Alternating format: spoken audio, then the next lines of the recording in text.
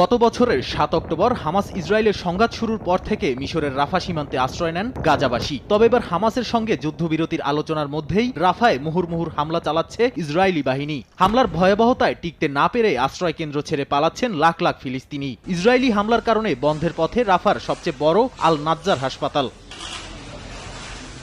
এরই মধ্যে স্থানীয় সময় বুধবার লেবাননের দক্ষিণাঞ্চলেও হামলা চালিয়েছে নেতানিয়াহু বাহিনী। আলাদা হামলায় ইরানপন্থী সশস্ত্র গোষ্ঠী হিজবুল্লাহর সদস্য সহ বেশ কয়েকজন নিহত হয়েছেন বলে নিশ্চিত করেছে লেবাননের একটি নিরাপত্তা সূত্র। পরে লেবাননের দক্ষিণাঞ্চলে আলাদা বিমান হামলা ও গোলাবর্ষণের ভিডিও প্রকাশ করে ইসরায়েলি প্রতিরক্ষা বাহিনী।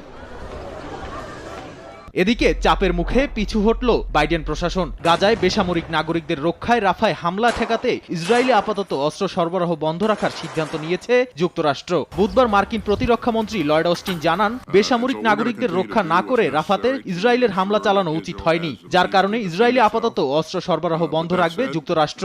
বাইডেন প্রশাসনের এমন সিদ্ধান্তে সমর্থন জানিয়েছেন যুক্তরাষ্ট্রের জনপ্রিয় সিনেটর বার্নি স্যান্ডার্স।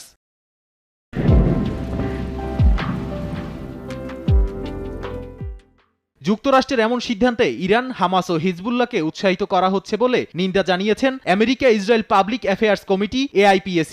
এছাড়াও যুক্তরাষ্ট্রের এমন সিদ্ধান্তে ক্ষোভ প্রকাশ করেছেন জাতিসংঘে নিযুক্ত ইসরায়েলের স্থায়ী প্রতিনিধি গিলাদ ইরদান। এ সময় প্রেসিডেন্ট জো বাইডেনের কঠোর সমালোচনা করেন তিনি। বলেন, এক হাতে হামাসকে ধ্বংস করতে চান বাইডেন, আবার অন্য হাতে ইসরায়েলে অস্ত্রের চালান বন্ধ করে দেন।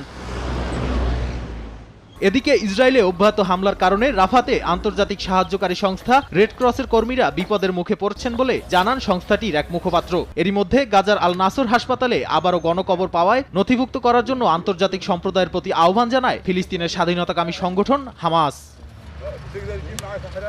নাদিম মারজান, সময় সংবাদ।